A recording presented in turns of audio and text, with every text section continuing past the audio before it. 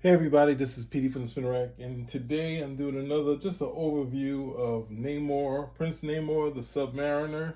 This is a shot of the big fight between original Human Torch and Namor the Submariner. This classic story that's kind of been retold in different ways. It's been in the X-Men, what is that thing? It's been in, it's been a couple of ways. If you look at while I'm here, well, this is Carl Burgos and what's his name? Bill Everett. Bill Everett created the Submariner, right?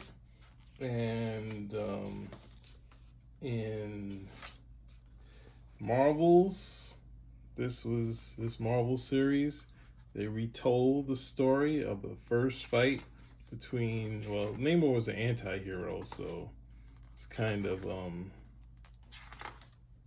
here's Namor, but it's Namor being nude for some reason, and it comes into this huge battle between the Torch and him. So we're going to show you a couple of different things just to give you an overview of Namor, and I guess I have it in this book here too, right? And Grand Design, where they retold it in a different way to say that Namor was the reason for mutant in this big battle here. This way he flooded New York City. So this is like Marvel was doing the reality stuff way before anyone else, right? So you got them on the bridge, all this other cool stuff, right? So we're gonna show some other shots of the Submariner in here, right? Do we have it? Got here the title page, one of the title things for the Submariner here, right? Here's the Submariner, an Ultraman of the deep. He lives on land and in the sea. He flies in the air and has the strength of 1,000 men. In the youth of dynamic personality, quick thought and fast action. From whence does he come and what is his mission? So, as I said, he was initially an anti-hero and or villain, which leads into this big fight between these two, right? So this should have suggested that the Human Torch had some strength since he was going toe to toe with the Submariner, right? We have the signatures on this actual, the Battle of the Century, and I think we got Captain America here. We're not gonna go too far more into this. Just wanted to get you another, yeah. So Submariner starts fighting on the side of the Allies, right? He starts fighting against Nazis in Japan in his story. So he quickly changes from anti-hero to hero, right? So before this, so basically, even though I think Berman pointed out that the book never really sold that well, but you know that first sort of fight between heroes, it didn't sell as much as Captain America, but it was a mainstay. It was brought back in the 50s. This is a lot of book to have here, so let me move this out for now. You're gonna get to see a non-background. So we're gonna move this guy out of here for a second. We're gonna put some Namor product out. Right? Now, with this said, let's see, do I got the right key issue here? Okay, yeah. So we got some burn issues, but we got a couple other issues to show. I'm not gonna do all of them, but I'm gonna do a couple, right? I guess this kind of says what it's gonna be, right? Let's move in. So in this issue here, the special edition, covered by Byrne, this is the reprint. At this stage, these books was, even though as a kid, we were definitely too expensive. So it's easy to get these reprints and you get these great issues, right?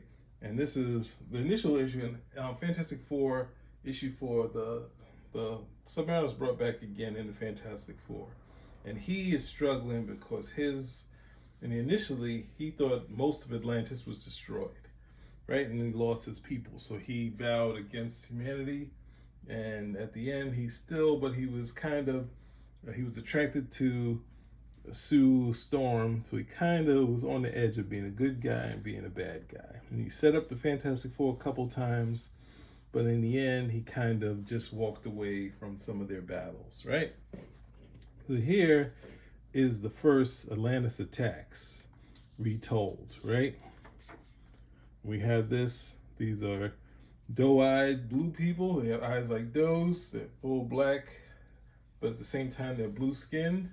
We'll get into the difference of skin between the Atlanteans and Prince Namor, but he is the prince.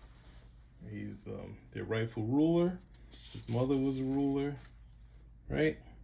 But slowly there's a shift from the doe-eyed Dorma to having regular human eyes. It's just something that Kirby would do. Oh, cool. You get to see thing without the unibrow that Byrne would usually do. This is kind of the version, a mock-up of how Byrne kind of interpreted the thing when he was doing them in like his second year, right? So Namor plans this attack. This is a standard intro to how the people's powers worked, right? You got the Human Torch heating up the area for the thing, leads to a fight, right?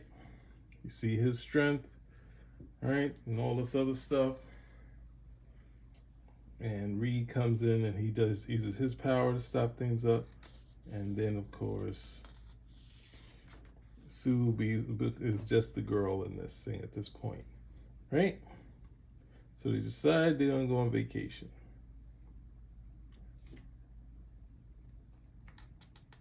Ben's out there, he's totally masked up, but then these creatures are coming out of nowhere. And Fantastic Four have been captured by Namor, right? He's still attracted to Sue.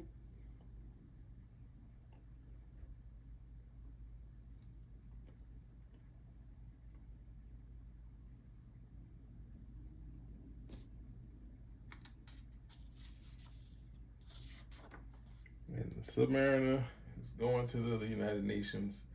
They're trying to talk about this stuff, talk about the history of Homo Mermanus, right?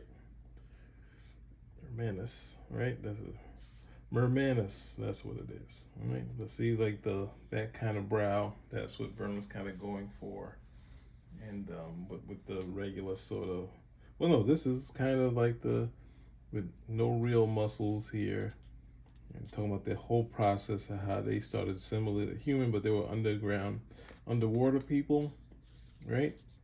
They went from barbarians to then defining culture, and then of course humanity was doing their testing and destroying their land, right? But at the same time, Byrne drew this insert, which kind of matched what was going on here, right? They were destroyed. They send out his daughter. The king sends out his daughter. She goes in and she gets captured. And Byrne here keeps to the doe-eyed thing of his name is another. Of course, somehow, just like the regular thing, she gets regularized for 2 seconds. She falls in love and gets married. And they say the humans have taken her. They killed his Namor's father. And we go and Namor is born. So we have how he's sort of a Pocahontas type of thing. But then the Submariner, this gives you everything here. So Byrne is still doing it. The Submariner, he's fought with the heroes. They don't know what happened to him. I think in the Lost Generation, they kind of hint that the Master Khan had him, or the Yellow Claw. The Yellow Claw had him, right?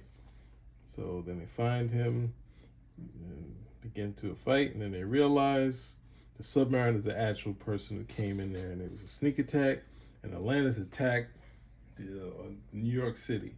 Seeing kind of similar to the Human Torch in the fight in New York City, right?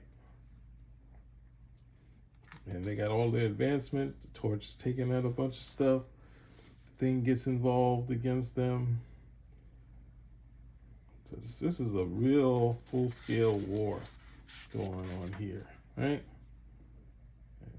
Reed gets hurt. But then, of course, there's always a ruse. They got Krang here, so things could always go left. And then you could kind of see the water in their thing. If something that happens, and Reed figured a way to get rid of all of these this electronic device that's set at the maximum. It sends all of them away, and Submariner is really mad at Reed, right? So they get into this fight. The whole Fantastic Four is fighting them, but then he steals Sue, right? Because he's not really interested in fighting her. So he's captured her. Dorma's there, but now he left her with the enemy. She's in love with Dorma's in love with Namor, but he's kind of sweet on Sue, so it's not going to work out to Sue's advantage, right? So then Submariner's back fighting it on his own. He's doing pretty good. The Fantastic Four are getting their shots in, right?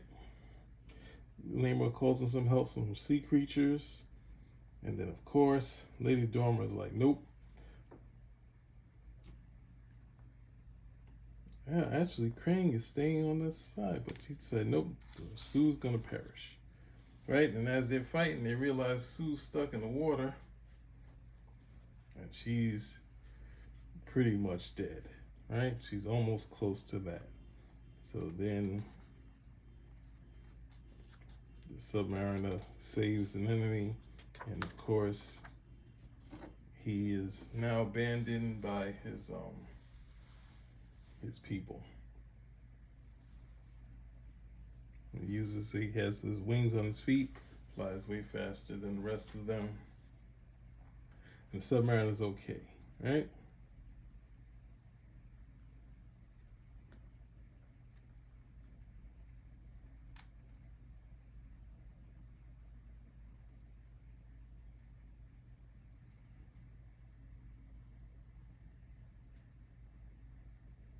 And all of his people left him, right?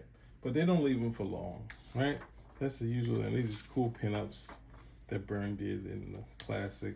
This is the Fantastic Four he was a fan of, right, as a kid, right? We got this cool thing with more of the flat head. Namor, that kind of went from swimmer's hair to literally a flat head in the 40s and 50s. And then John Buscema, who came along, gave him a regular head, like more of like a person getting right out the water. Now this is one of my favorite issues. It's a classic battle. This is another big fight that Big John drew, right? And this one, Big John was kind of just like knocking it out the park, right? And we had this where Lady Dormer's out there and she's struggling. So in this part, he's given up on Sue, but he's in love with Lady Dormer, and Lady Dormer's kind of softened into the regular girlfriend. But look at all this classic stuff, man. It's like, he was possibly the best artist at this time. Like, there's nothing that could really beat what he was doing at this period. You know, he was really doing some gorgeous stuff involving the people, that sort of stuff, locations. It's like DC should have kind of borrowed him to do like Superman or something like that, right?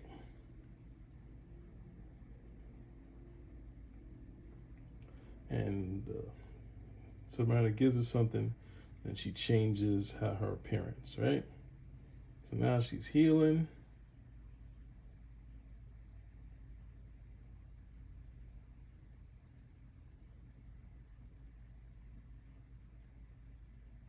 And this hints that there was another person that he loved years ago, right?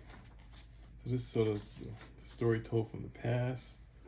And there's Betty Dean, right? Where Submariner is destroying everything. Betty Dean comes in, and so now see, there's a thread going on here.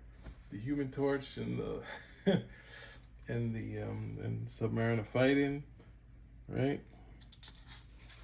But Betty Dean being the one to kind of calm him down. And then they call in the Thing to take on the Submariner. Now, this Thing isn't the classic way he did the Thing. I don't think he has the Rock sort of thing down, but he's pretty scary looking, which is cool, right? That's even better. Like, wow, right? A little too much muscles, but it's really great. He looks like a monster. He looks like, and he gets this. Oh, actually, he was just trying to bring this helmet. He's supposed to bring this helmet back, and the Submariners after that, and they said, "Oh no, the disease and all that stuff in the water is terrible." So of course, like any comic book action, the Submariner gets in the water. It's like, oh, it's terrible, New York water. Then he runs right into that, and here's all our story: the helmet of power. What's the Submariner been looking for since issue 1? Is back in this Thing, and then the Thing comes after it and hits him, and so this helmet then leads into this big power. There's just a fight for the helmet of power, right? Russia Bear is the Thing, right? This is Roy Thomas writing it, right? You see, this is just I mean, he was just killing it at this time, right?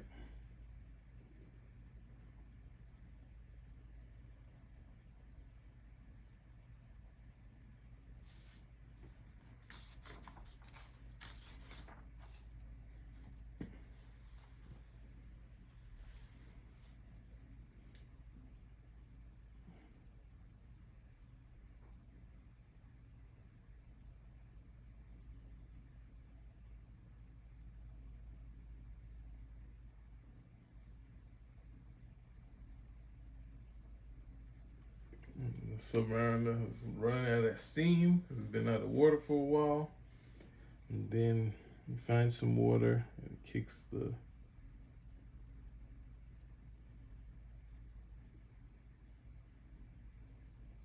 And this is another nice shot here. Of course, goes into the wrong place with all this tech. And the Thing has been stopped, right? Namor, which is Roman spelled backwards, is about to finish the Thing, and someone stops him. And Submariner gets away with the helmet, and then Betty Dean was the person telling the story. Right? So powerful stuff. This, even though this is a reprint, John Buscema would be pulled off of this. I guess the sales weren't up there. So ultimately, what else? That's only 18 minutes. So yeah, so the Submariner usually came up as just a guest star. He had a mini series in the late 80s. He had his series in the 60s. Because basically like this. Let me backtrack. When Ant-Man and Turn to Giant Man wasn't selling, the Hulk got the kind of took the place of Ant-Man.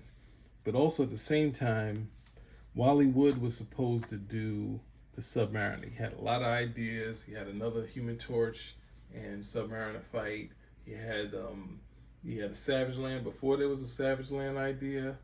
He was gonna have Submariner and Savage Land, like you said, like Tarzan, that sort of thing, at Earth's core type of thing, with all these dinosaurs and whatnot. And that all those ideas weren't realized in the Submariner book, but those ideas were realized because it was lighting effects he was going to talk about doing. It was going to be really nice, but ultimately they did the backup feature with I think it's Marie Severin. Yeah, I think she did the Submariner series in the backups, and the Hulk was done by many different people. And I think Marie Severin did the fight between the Hulk and the Submariner, their second fight, where I think the two main fights they had, I guess the first three fights, the Submariner, because he was in water, won them, right? So that's the key. In water, he's pretty much stronger than the Thing, and the Hulk, and was able to beat them in his element. right? So he got his own series, but it wasn't as successful as, say, the Hulk. So Bill Everett took it over, and Bill Everett did some really gorgeous stuff. Namor's sister was introduced in the 50s, I think, but then her daughter, Namorita, she came into the series, and she was kind of had a crush on Namor, which sometimes happens to girls, where they have a crush on an uncle or something like that, something nutty like that. But anyway, that's going to lead into some of our stuff. I'm not sure what I should show you here, because I have Burn series from the. Well, I do. I know what I want to show you guys, right? So we did that. That's a great issue. We did this one. That's a great issue. All these Burn ones are pretty good, but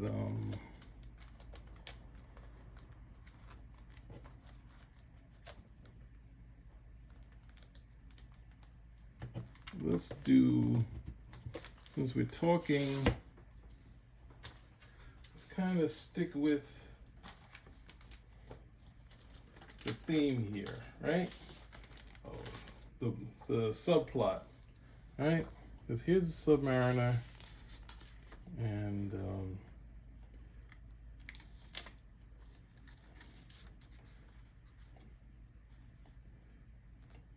in this part of the series, Namor has lost the wings on his feet, right? So there's kind of there's some cool stuff I can bring up with this one, right? Even though the printing is pretty bad, because Byrne was using dual shade, and every time you see a dark area, it's almost solid black. But the first couple issues were done very nicely, but this one's kind of, I don't know, right? But it still looks really graphic, right? This is right around the time the Berlin Wall, I think, came down, and we're hinting of what the past was to what the future is. And I think, who is it? I think Eric Larson and Rob Liefeld said that Byrne was trying to steal Todd McFarlane layouts, but Byrne had been doing them, I think, since what's that thing? The Last Galactic story, where before anyone knew who Todd McFarlane was. And at the same time, Neil Adams had done these before, so it's not, but this is kind of, Byrne is having Submariner do his, like James Bond type of thing. And Namorita's here. She's a mainstay in the book. We'll get to more about her, right? You get the Mars twins, who were his business adversaries, right? She, Desmond had kind of gotten Phoebe to kind of fall for her, but she's kind of still vindictive too. And so, what's going on? And he has these moments where he talks to Cat, which is always cool. And this is a Submariner that's grounded, so he's really kind of struggling, not flying on his own power, right? So when you see him, he's kind of brooding, because he's really kind of stuck, being stuck. You see how this is extra dark? So I think the Marvel office really didn't kind of keep this going. It leads to the subplot of Iron Fist, where Misty and Colleen come in, and Danny Rand is seemingly a nice guy, but when she comes and attacks him, he uses the Iron Fist on her. He has everything, the serpent on him, and it's like, what happened to Danny Rand? That's crazy. Maybe we'll get to that later, right? So Submariner wants to do it on his own. They're bringing back his master man. He's bringing back his partner. What was her name? I gotta go back. I'm sorry, guys.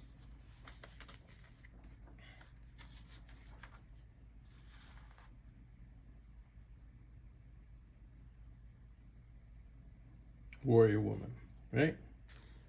So they were like kind of like the evil Superman, but she has been trying to bring her back to life, but she's a mess, right? She's in bad shape, right? said there's going to be some sort of brain malfunctions going on, and this guy is like the yellow bastard. He's going through something weird, right? And they got the Human Torch here, right? And this is what brings the Submariner here. He's trying to figure out what's going on, and it's going to lead him right to the Human Torch, right? The yellow bastard before the yellow bastard, right? And the Submariner comes, and he's ready to stop all this mess, but they utilize the Human Torch to revive her, right? And it works. It's a big battle, a Greek battle done by Byrne. Submariners taking it to Master Man, and then Warrior Woman comes in to save the day, right? This is going to lead, I'm getting you to the reunion, but this is going to lead to a certain aspect of Namor's character, right? So they've captured Namor here, right? Now, the Submariner is a character who was my father's favorite character, and I was always a fan of the Submariner. But as a solo series, I kind of said to myself, and I like Byrne's art and I like the stories, I said, but the Submariner is kind of not a character that I would think like, right? I mean, you could kind of get into Wolverine, my favorite characters like Spider-Man, Angel, Cyclops, to some extent Reed Richards, Batman, Superman, those type of characters, right? So I was kind of looking at this book and saying, he still has plots of world domination. So it's like kind of hard to get into his thinking, right? So I'm like saying, you know, what is it? And right around this period, I was like saying, is there anything about him that I could really connect with? And then I turn the page here, and we have the Submariner going through this flashback here. Now it's kind of rough. I'm not sure if you can see it. It's really dark.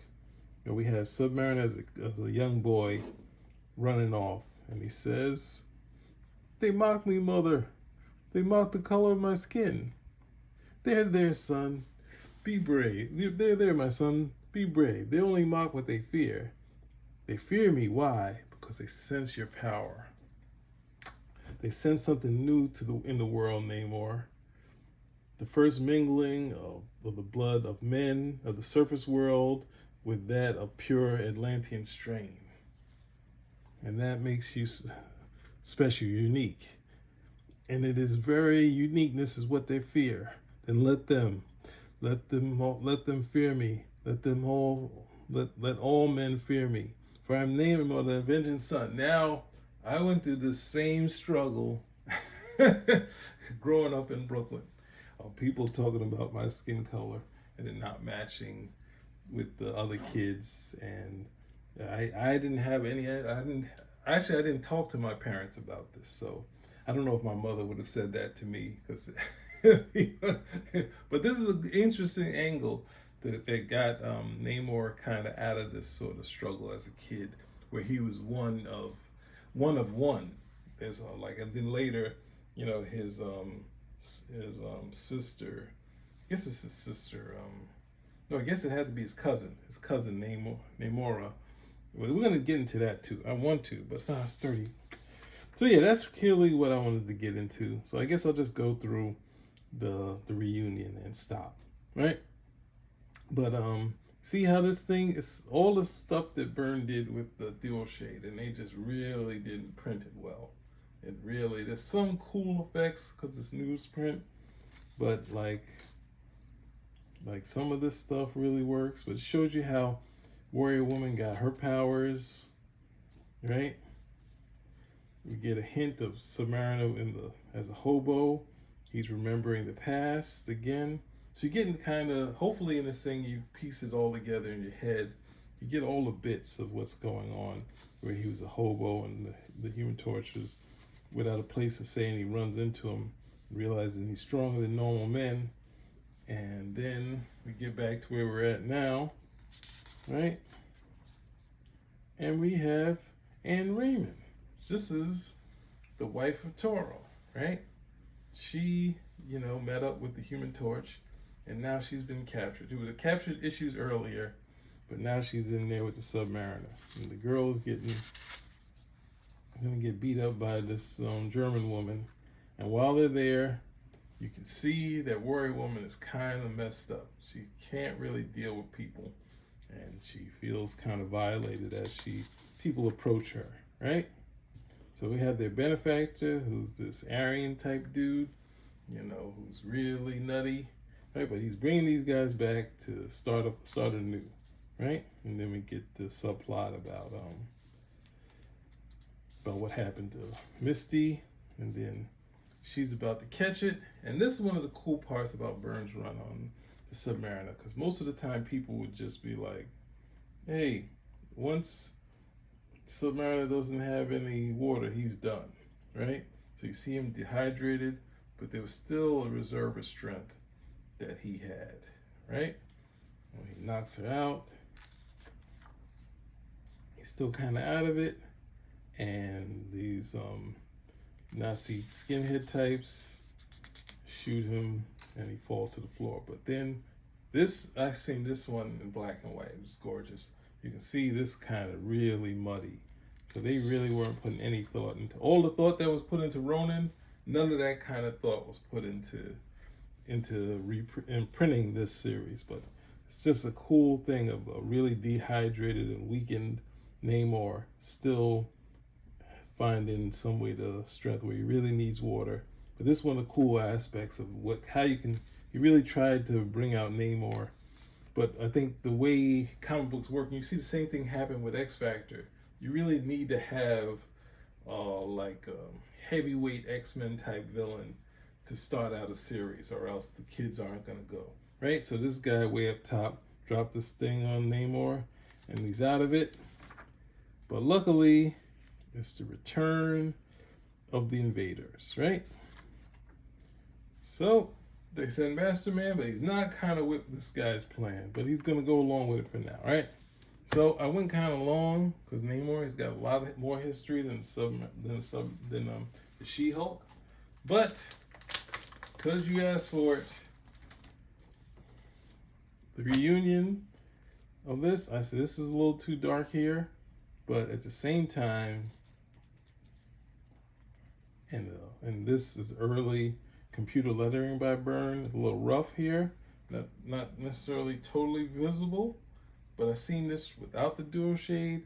It's really gorgeous. I think we just needed somebody to really work on the printing, because the first two issues were okay, then it kind of fell apart, right? So we did a little backtrack, look at the comic coolness, backtrack to the fighting, Submariner taking on too many people. We have the Human Torch in bad shape. Another cool shot, the nice funky sort of layouts. I think this, as I said, Eric Larson and Rob Liefeld was screaming, "Oh, we're trying to do Todd McFarlane layouts." Todd didn't create anything. He utilized a lot of what's there that was cool and put it into his art and was successful. But this layout, Byrne had done in the last Galactus story. I'm not pulling it out again. You already know that he also did it in Superman 2. All right? So we have the invaders. The invaders will come, but we know Union Jack is dead. We know that Spitfire is a old woman, and we also have Namor, who's also dead. Right? So, at the same time, we backtrack a little. Right? And we have Namor, who's kind of roughed up. You're going to tell him what's going on, right? She tells, is it Lady Farnsworth? I think that's what her name is. I could be wrong. But she's Spitfire, but she's older. And this backtrack what happened to her, right? When they leave, she follows Submariner, but then she gets accosted by these skinheads that we saw them fighting, right? But they kind of roughed her up, and she got out of there. She was kind of stabbed. She's out of it, and they went to the hospital. So, of course, they're going to gather a team to help out the Submariner. But they can't get in touch with Cat yet, right? But they put the word out. They get back. They kind of wait. They're not able to get Cap yet. So then they're going to do it themselves. They got a plane, and they got Union Jack. right? And Namor Rita is really a strong character in this book. So I think since I've done one Namor thing with a lot of Namor Rita, I'm gonna do one of the best stories with Norma Rita ever, right? So instead of this is what really he's hallucinating because he's really dehydrated. This is the Calgary, right? Right, and Union Jack is pretty strong, and then Submariner slowly starts to come out of it. But this is a subplot here, right? He sees Namora and he realizes the voice was Namorita. And that's when he kind of is coming back. But this is a subplot right here. Keep that in mind for when I do the next one, right? So please come back. But then another great shot here. Get some water in there. He finally comes back. But then Master Man is there. While Master Man is doing this thing, Warrior Woman is getting put on the move by their benefactor. And she's got all this like sort of brain damage from being, held in a jar for who knows how long. She's really not able to understand what's going on. She feels something, but and she's like, she's a married woman. She's really softened up from her thing, but he's bringing out this thing to her, right? And she's like, you overwhelm me. And he's going crazy. Look at this guy. And he's like, what's wrong with her?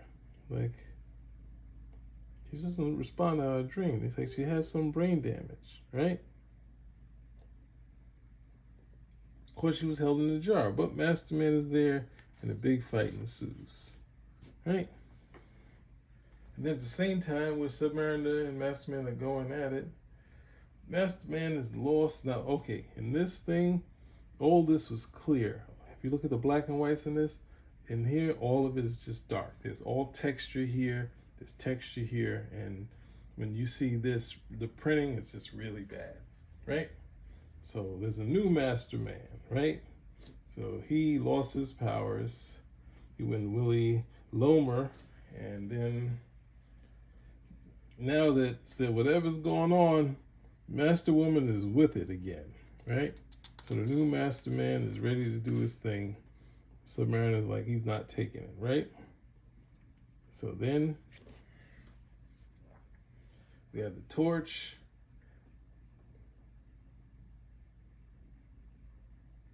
And he doesn't recognize Spitfire for who she is. And Spitfire actually uses her powers to stop the yellow bastard, Lady Crichton. I said Farnsworth. It's Lady Crichton, right?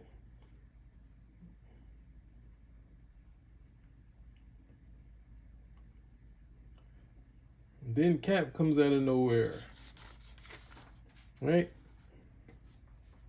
So the invaders are back, even though the torch is, what's the name, out of the way. Then the yellow bastard, he dies. Master Woman's a little more powerful than Namorita. Namorita, even though I like Submariner, Namorita is really the bright spot. Regretfully, she was maimed in the New Warriors and hair chopped off. She was really treated badly. So Lady Crichton, Jackie's about to die, and the torch is like, nope.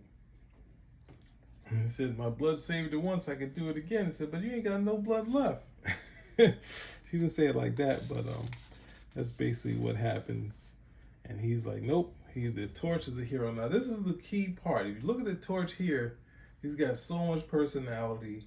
There's no way he could be the Vision. Now Vision has personality, but he's more robotic, right? But there's so much passion in the Human Torch, and he's a hothead, and this, that, and the other. So Willie Loman is coming up to Julia, who is a warrior woman, and then she's back to normal, right?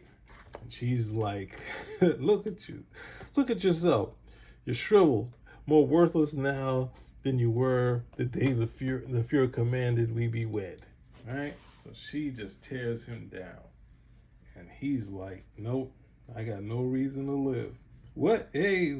And then he takes everything down, right? Cap is trying to get everyone out of there. Warrior Woman doesn't want any help, right? And then Namor regretfully saves some skinheads, right? They get out some skinheads, and then they see the Torch has died, right? The Torch is finally out, but Lady Crichton is saved, right? So like most of the movies, when one door closes, another door opens, but the Torch's blood is almost like a fountain of youth for Lady Crichton, and she turns young, right? So they meet at the Oracle. They talk about what's happened here, right? It's a positive day, and they put out a torch for the loss of the Human Torch, and they have Johnny Storm do it. Got Hank Pym here. You can see Byrne is doing his best. This face is not like this face, right? And then we have another blonde. It's like 4 blondes, and Byrne kind of keeps the faces a little different. But I mean, it's Byrne sort of style, so it's kind of tough. But he really went for it here. You got Johnny, you got Hank Pym, you got Jim Hammond, and Cap. Even Cap looks a little different with the mask on, right? Well, Jim Hammond survived. The Human Torch survived, right? And he's like, they think his powers are gone forever because he was so depleted. But he decided he's going to try to find out what the human part of the name is, right? So this is cool. Look at him here to there. So the faces, they're not drastically different, but they are a little bit, right? And Byrne is kind of doing less with more. You know, his faces, even though he got some dual shade on it, oh man, I wish I could do that, but this is like 40 minutes. But yeah, so that gives you something with a nice thread to kind of show you Namor. I didn't get to show you too much of him flying with his wings, the wings on his feet. I should have brought out this Fantastic Four issue, but there you go. There's a little bit of overview. There's the Submariner series. If they're too expensive, you can get the Tales of Astonish reprints. There's I think it's Prince Namor, the Submariner. That was his Marvel series. The old ones, I don't even know if you can purchase those now. Then there's well, while I'm here, they also from Image fame and later I think the Inhumans, Jay Lee did this is where we get the Aquaman look, right? Aquaman kind of got his look from this Namor here with the Savage Namor, right? So yeah, that's a good ending.